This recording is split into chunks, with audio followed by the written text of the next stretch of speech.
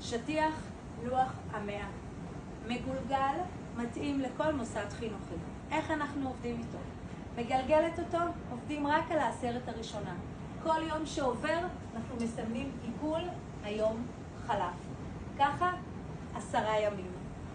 ואחרי 10 ימים מגלגלת ופותחת עוד שורה. לומדים על העשרת השנייה, מ-11 ועד 20. מגיע היום ה-20, מגלגלת לעוד שורה ולומדים על העשרת הנוספת. עד שאנחנו בעצם מגיעים ליום המאה. ביום המאה חגיגה שלמה בגן או בבית הספר. איך אנחנו לומדים אותו וממשיכים להניח אותו על הקיר. אנחנו יכולים ללמוד על הרצף המספרי מ-1 ועד 100. על הזוגי ואי זוגי, קפיצות 2, 4, 6, 8, 10 וכן הלאה. אם אנחנו נשים לב, אנחנו נוכל לראות שהזוגי נמצאים באותו טור 4, 4, 4, 4, 44 עד 94.